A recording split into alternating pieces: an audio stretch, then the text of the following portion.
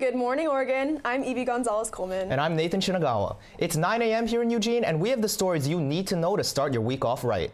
University of Oregon Student Workers Union initiate an upcoming intent to strike. A great weekend for Ducks fans. A new single-season program record, a former Oregon Duck playing out of his mind in the NBA playoffs, and previewing the upcoming NFL draft. Some familiar faces are hitting the links this morning. Find out where Brady Ruth and Tayton Torgerson are teeing off. And it's kitten season. More on some feline friends coming up. But before we get into today's stories, here's Jennifer Mercado Morales with the weather. Jen? Thank you, Evie and Nathan. Hello, everyone. I hope you all enjoyed the sun on this lovely past week. I'm Jennifer Mercado Morales, bringing in your weekly weather report. Spring is doing its thing. A little sunshine, a few clouds, and plenty of chill vibes to start the day. Let's check out what we're working with at 9 a.m. In Portland, you're waking up to 47 degrees, a cool start with some peekaboo sunshines trying to break through. Salem is matching that at 47, so grab your coffee and maybe a light jacket before heading out. Both Corvallis and Eugene are at 46 degrees, a crisp start, but nothing a hoodie can't handle. Over in Roseburg, a little cooler, but morning sunshine is doing its best to warm things up. Florence is sitting at 46 on the coast with that familiar mix of morning clouds and coastal charm. And Bend, you win the Chili Award today at 38 degrees. You'll definitely want that extra layer this morning. That's the statewide spring vibes from clear skies in Portland to a crisp start on the coast. Now let's take a closer look here at Eugene's week. Monday, we're kicking things off with a cool 36 in the morning, warming up to a sunny and cloudy 60 degrees, a classic spring mix. Tuesday is Earth Day, and Mother Nature is giving us sunshines and a high of 62 degrees. Just a heads up, there is a frost advisory early from 12 to 9 a.m., so grab that cozy sweater if you're heading out. Wednesday and Thursdays are shaping up to be gorgeous with highs of 67 and 68, plenty of sunshines and a few fluffy clouds floating by. Friday dials it back at a bit with a high of 59 and a little bit of everything. Some sun, a chance of rain, and a few clouds. Saturday looks like a typical spring day at 57 degrees with a mix of rain, clouds, and sun. It's also the UVO spring game, so bundle up Duck fans, and remember, it's never rains in Austin Stadium. Sunday wraps up the week with a cloud and a comfortable 61 degrees, ideal for a relaxed morning and your favorite warm drink. Spring is in full swing, so keep those layers close and enjoy whatever weather comes your way. With Earth Day landing on Tuesday, it's the perfect time to go out and enjoy Oregon's natural beauty. If you're planning a little adventure or just some fresh air, let's check out a few great spots around the state and see what temperatures you can expect while you're out celebrating the great outdoors. Are you heading to Silver Falls State Park? You'll enjoy sunny skies with a high of 54 degrees. So be aware of that frost advisory, so expect a chilly morning of a low of 38 degrees. If you're visiting Umpqua Lighthouse State Park, expect sunny skies with a high of 54 degrees and the lows of 40.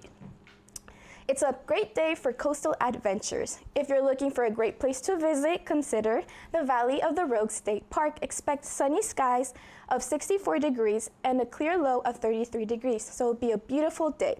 In addition to it being springtime in Oregon, it's also kitten season here. Here is Oregon news reporter Beatrice Bird with more on fostering and adopting kittens in Eugene. Kitten season is upon us, which is the time of year when there's an influx of pregnant cats leading to hundreds of new kittens. This is my cat Jem, who was born around kitten season. He and his siblings were placed under the care of Green Hill Humane Society, just like many other kittens this year will be.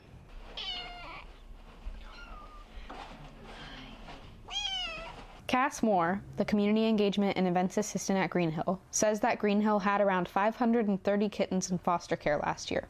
This year, they expect to see even more.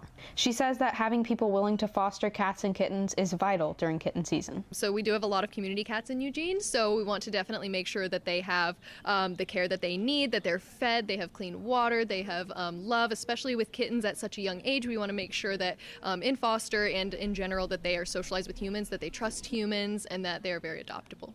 University of Oregon student Miel Brizuela fosters cats through Twitchy Tails Cat Rescue. She is currently fostering Smokey and Stormy. Honestly, I just feel so happy all the time with them, and they just want to be cuddled all the time. So they're like lap cats, and they're still babies. They're 2. So it's honestly brought all of us so much joy. Getting them off the streets and finding people to love them, and then finding their forever home. And that's so important, is we want them to be with someone that wants them forever. But having these temporary homes makes them so they have a little bit more love in their life, and that's all that they need, I feel like.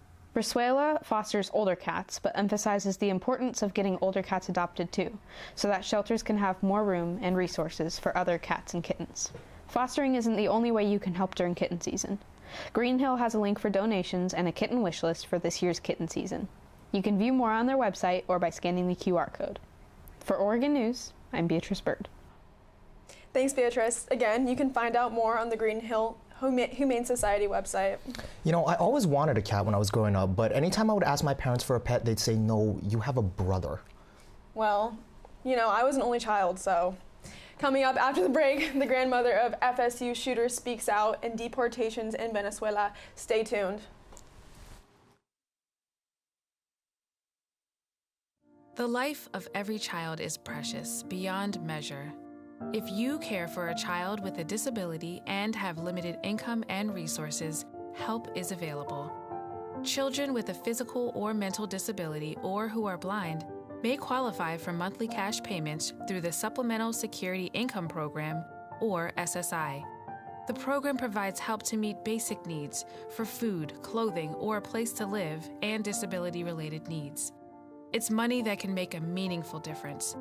If you're the parent or caregiver of a child or teenager you think may be eligible, call Social Security at 1-800-772-1213 or visit ssa.gov/SSIkids to learn how to apply today. That's ssa.gov/SSIkids.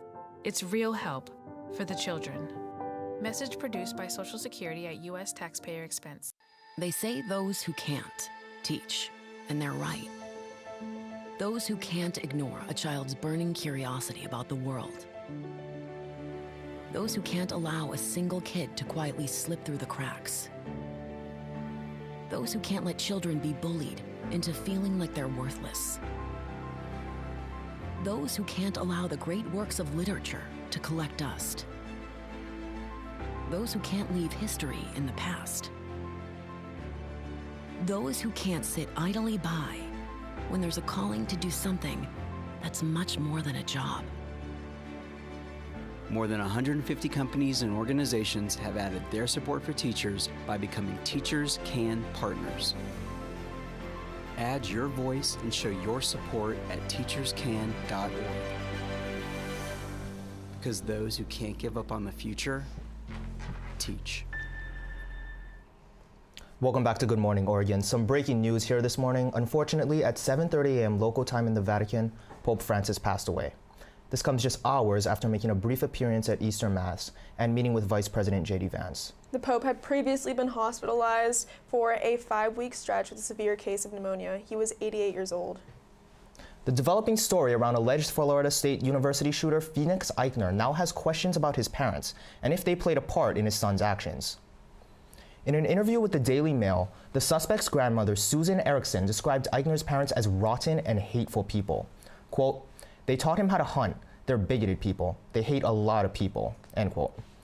The pistol the suspect used in the Thursday shooting was registered to Jessica Eichner, Phoenix's stepmother and Leon County Sheriff's Office deputy. Officials for the Sheriff's Office confirmed that Deputy Eichner taught Phoenix how to use the gun from a young age. She had kept the pistol for personal use after the department upgraded its service weapons. Erickson also stated that she had tried to get in touch with the family 2 months ago, but Christopher Eichner hung up on her and changed their number. According to Florida-based defense authority Walter O'Mara, Christopher and Jessica Eichner could potentially face a civil lawsuit with basis for criminal negligence. As this continues to develop, our hearts at Good Morning Oregon go out to the victims and all those affected. We're following another story at the Supreme Court involving Venezuelan immigrants. Just this past Saturday, the court issued an emergency order temporarily blocking the Trump administration from deporting Venezuelans held at a Texas detention center. This comes amidst a complex legal battle over their status in the U.S. To give you some context, this fight has been ongoing. Late last month, the Supreme Court deemed to offer a lifeline, allowing Venezuelans from conflict-prone areas to stay in the country without fear of deportation. This reversed a move by the Trump administration, which had tried to end these protections. That initial move to end temporary protected status for over 350,000 Venezuelans was blocked by a lower court judge who warned of the devastating impact it would have on communities here in the U.S., hurting businesses and putting health and safety at risk. However, just days before this latest ruling, the court had actually allowed the Trump administration to proceed with deportations under a different act, with a requirement that migrants receive notice to challenge their removal. So this latest ruling on Saturday represents a significant shift, putting a pause on those deportations. The Trump administration is now being advised to hold off on deporting those individuals held in that Texas facility. The University of Oregon Student Workers Union held a practice picket Wednesday after 11 long months of negotiating with the university. It's been pretty grueling. We've had countless student testimony back when we had open bargaining in the fall, and a lot of student workers were sitting there telling them this is how I got harassed on the job, I can't pay my rent, and the university just didn't really care about it. So that was really emotionally difficult to get through. The union is asking for a variety of things, including higher wages, a bi-weekly pay cycle, and compensation for resident assistants. The Student Workers Union is using the United Academics of UO Faculty Union strategy as a model. The faculty union also held a practice picket and was able to reach an agreement with the university the day before they were going to strike. Members of the faculty union were also present and offering their support at the Student Workers practice picket. UO President Carl Scholes said, quote, "Reaching agreement on a collective bargaining agreement that best serves both student employees and the university remains a top priority." The union has now filed their intent to strike with the Oregon Bureau of Labor and Industries and intend to begin 1 week from today on April 28th. Now, moving to a more positive note, Evie, did you know that yesterday was a very special holiday? One that was very high up there on my personal favorite holidays. Are you sure we should be talking about this? What? Easter's a great holiday. Gives me a chance to eat a whole bunch of hard-boiled eggs, dye eggs, all that. What you think I was talking about? Well, after being legalized in 2014, cannabis use in dispensaries throughout the state of Oregon began to grow, with Eugene ranking number 4 nationwide in dispensaries per capita in 2020. April 20th is a highly anticipated day for the cannabis community, an international day to advocate for the decriminalization and legalization of cannabis in many states and countries. Pothka and Animal House, 2 popular dispensaries in Eugene, celebrated the day with deals, vendors, and chances to win prizes. Green Eugene, University of Oregon's student-run cannabis magazine, was one of many vendors passing out goodie bags, which included their latest edition, and a map of all the dispensaries within walking distance. Javia Fry-Nekrasova, the editor of Green Eugene, spoke of how she feels about cannabis culture and the celebration of April 20th in Eugene. Really interesting mix because of Eugene being so heavily populated by college students, but also just general population. So the mix, especially in talking to bud tenders and stuff, is that you never know who's gonna walk in, you never know what they're gonna be asking for. Sometimes you get college students that are just I just wanna try weed for the first time. And other times you have a 60-year-old grandma who's I need the goods, my back's in pain. So there's a nice big mix and variety, which I personally enjoy. Also because you get to see how different people who use cannabis are. You walk in and you're waiting in line and behind you is a 45-year-old mom and then also somebody in your freaking gen ed class. So it's a good time. After the break, 2 Oregon news reporters head out to the green and tell us about local golf courses. Want to get out of just about anything? Use the environment excuse. Dear housemates, due to the environmental impact of food waste, I'm eating all your leftovers. You're welcome. Is that my shirt and pants and shoes? I mean, I'm literally saving the environment. Ooh, what's this about? I'm just doing my part for the environment. What did the sushi say to the bee? Wasabi! Gotta love an open mic carpool. Less cars, more jokes! Is that Mima's punch bowl? We use way too much plastic. Think of the planet. Who is the best princess? The environment is the best excuse. Find an out and opt in to save the earth. Just scan this code. The life of every child is precious beyond measure. If you care for a child with a disability and have limited income and resources, help is available. Children with a physical or mental disability or who are blind may qualify for monthly cash payments through the Supplemental Security Income Program, or SSI. The program provides help to meet basic needs for food, clothing, or a place to live, and disability-related needs. It's money that can make a meaningful difference. If you're the parent or caregiver of a child or teenager you think may be eligible, call Social Security at 1-800-772-1213 or visit ssa.gov/SSIkids to learn how to apply today. That's ssa.gov/SSIkids. It's real help for the children.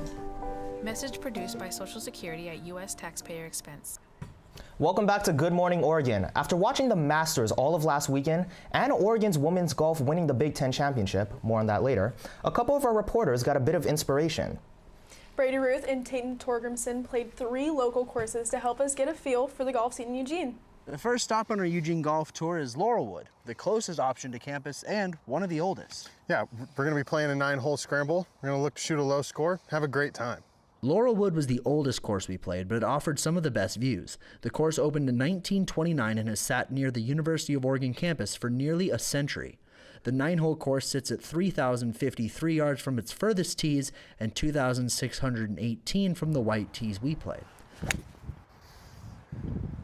That's not terrible. The wind's going to bring that back into the fairway. The hardest part of this course was its many hills. On several holes, the pin sits atop a steep hill overlooking the fairways. It was easy to either not make it all the way to the top of the hill or to sky it over entirely. Laurelwood's website says it has a slope rating of 131, well above golf.com's average slope of 113. That'll work. Oh, knees are going to be killing me after this. The pricing at Laurelwood can get steep for college students like ourselves. 9 holes with a cart would run a $45 fee, but we played without carts for $25. They offer an 18-hole option to play the course twice, but most players just stick with the 9 holes. Well, we finished up the round, added up the scores, and he finished +4. Not too bad. It's now time for Tayton's takeaways. The course is in great conditions for the beginning of the season. Ground was a little hard at some point, so hopefully they can figure that out, which I imagine they will. Beginning of the season, they still got to put some new grass down and figure that all out. But if you're looking to come get a nice, quick round, this is a great place to go. It's about 5-10 minutes from campus. We had a great start to the series. Excited to see where it goes. Yeah.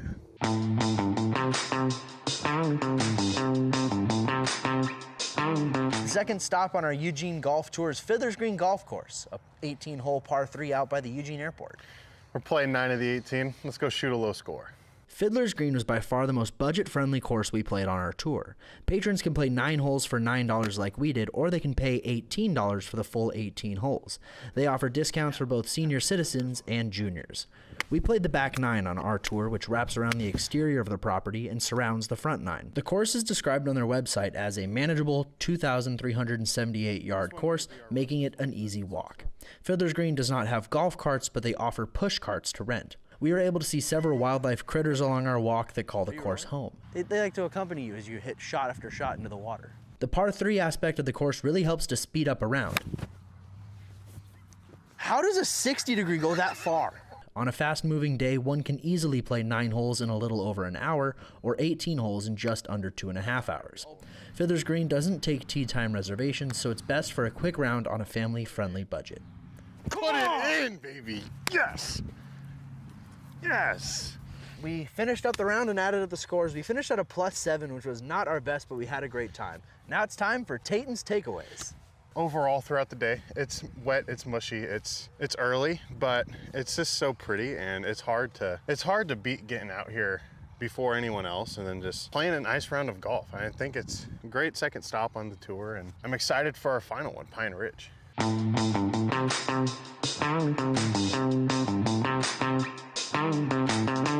Our third and final stop on our incredible tour is Pine Ridge Golf Course. I've never been here before, but it looks fantastic.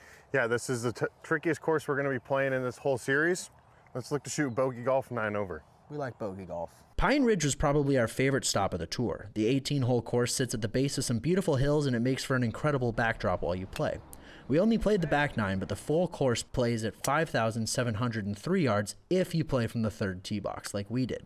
Oh, wow. That was actually really good.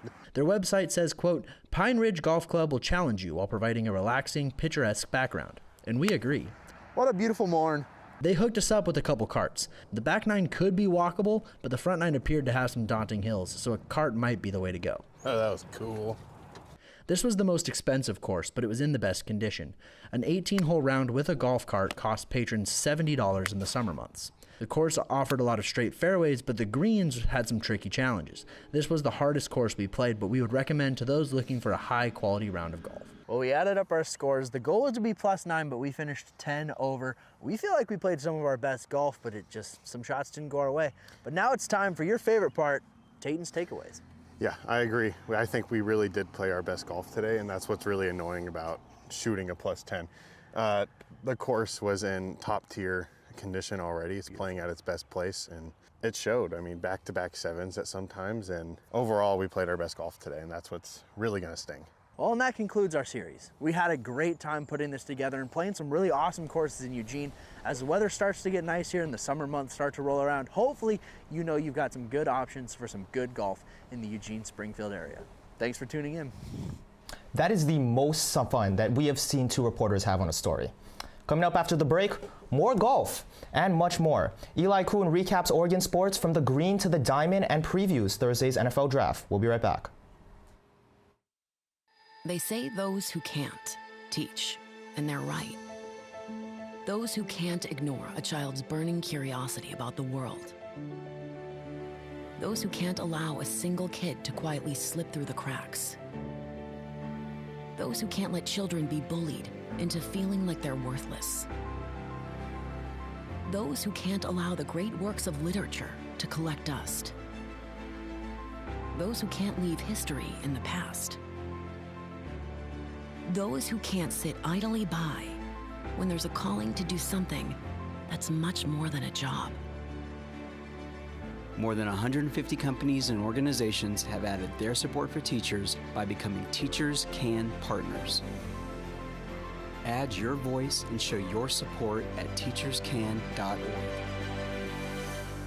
Because those who can't give up on the future, teach.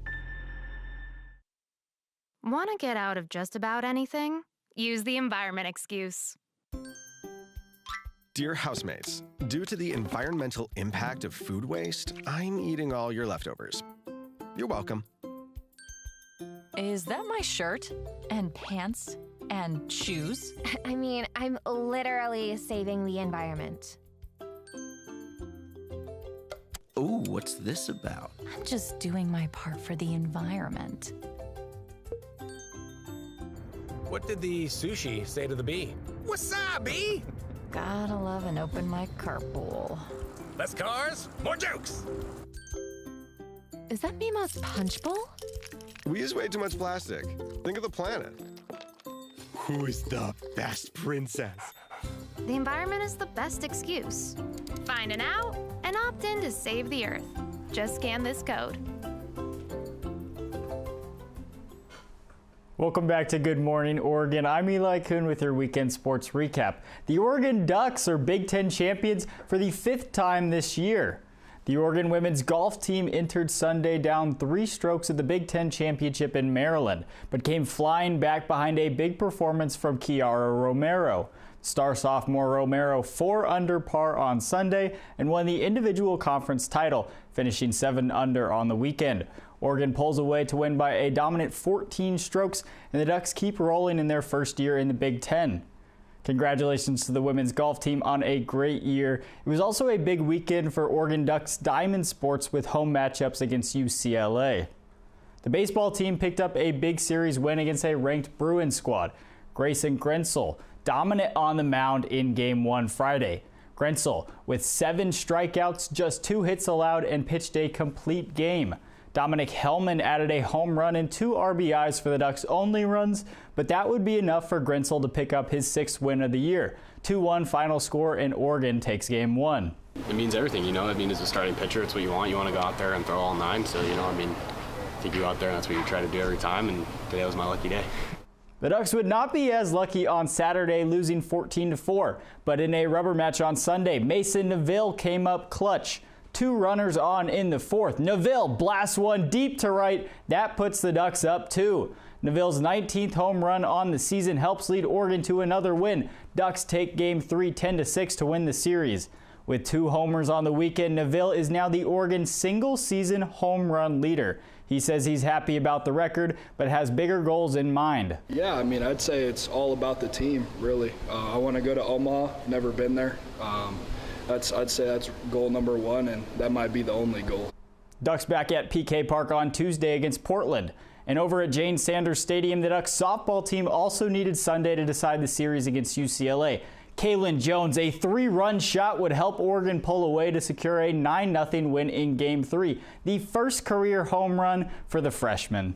I'm not surprised. I'm not surprised by that at all. She might have been a little more surprised than me, but I'm not. K-Dub hits the ball hard. K-Dub is very, very strong. So sometimes you get one and then you go, oh, I can do that. And then all of a sudden they start to come a little bit more. But no, she's got good power. Lindsey Grine in the circle, another great showing for the transfer. Just 3 hits allowed, no earned runs. She picks up her 25th win of the year. That's the most in Division I softball. The Ducks take 2 of 3 in a top 10 matchup. When you're given pressure or you feel like there's pressure, you have to apply it instead, apply it to the other person.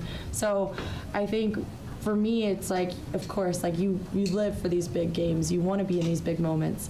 Grine and Oregon in first place in the Big Ten with just 2 weeks left in the regular season. The NBA playoffs have tipped off, and former Duck Peyton Pritchard continues to impress in his best season as a pro. On Sunday, Pritchard added 19 points off the bench on 75% shooting as the Celtics rolled through the Magic in Game 1. Pritchard was also named a finalist for the NBA Sixth Man of the Year award, averaging over 14 points and hitting more than 250 threes. Game 2 in Boston on Wednesday. A handful of other Duck teams in action this weekend. Women's lacrosse went on the road to USC, but lost 21-3. Men and women's tennis won comfortably on Sunday with big wins over Northwestern and Nebraska. Women's beach volleyball went 2-2 on the road in Malibu. And the Ducks track and field team had a dominant showing at Hayward Field during the Oregon Open with 8 wins on Friday. Looking ahead, it's a big week for Oregon football. The Ducks spring game is set for this Saturday, where fans can get an early look at next year's team. The NFL draft also starts this Thursday, as plenty of former Ducks will wait to hear their name called. Tez Johnson, Josh Connerly, Terrence Ferguson, and Jordan James among the many Ducks expected to be drafted. Yeah, I think a lot of those guys have established what it means to be at Oregon, and now to get them, see them get the opportunity to carry on their dreams is really exciting. NFL draft coverage will start Thursday on ESPN and ABC. When we come back, Eliza Mazurski has updates from Coachella weekend 2.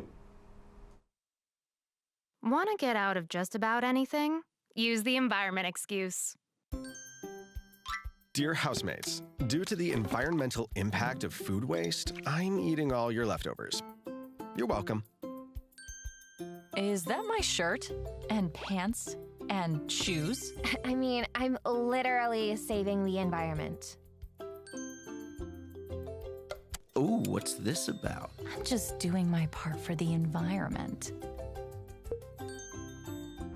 What did the sushi say to the bee? Wasabi! Gotta love an open mic carpool. Less cars, more jokes! Is that Mima's punch bowl? We use way too much plastic. Think of the planet. Who's the best princess? The environment is the best excuse. Find an out and opt in to save the Earth. Just scan this code.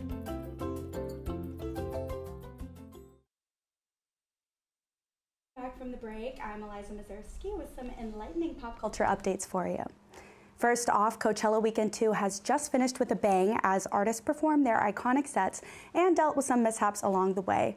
Lady Gaga dealt with mic malfunctions and SZA was almost dropped by her dancer, but they all pulled through and gave amazing performances. Special guests kept coming this weekend with Addison Rae brought out to perform with Charli XCX on their song Von Dutch, making us feel bratty as Charli would have always wanted. And Addison gave her iconic scream during their performance. I highly recommend you look that up if you need to wake up. Benson Boone performed Bohemian Rhapsody by Queen. But for Weekend 2, he brought out a special guest in quite the creative way by having a cardboard cutout of iconic musician Brian May, and then revealing him on stage to have him play his well-known guitar solo in Bohemian Rhapsody. This photo behind me from People magazine gives us a closer look at Boone's sense of humor. It's just quite frankly, pretty amazing. In other news, the Minecraft movie's release has skyrocketed box office numbers, passing $720 million, but has been passed over the weekend by the new film Sinners, according to Box Office Mojo. And stars like Michael B. Jordan and Haley Steinfeld are starring in the new film, and it just dropped in theaters on April 18th, according to the New York Times. An estimated of 46 million tickets were sold over the weekend, and it has a Rotten Tomatoes rating of 98%. So if you're looking for a movie to see, this one may be an option for you. Tune in next week for more updates from the exciting events and moments to come. Thanks, Eliza. So I would love to go to Coachella one day, and Benson Boone's performance was super cool. Yeah, well, let's hope you get there someday. Yeah. Thanks for watching Good Morning Oregon. Once again, I'm Nathan Shinagawa. Have a great day.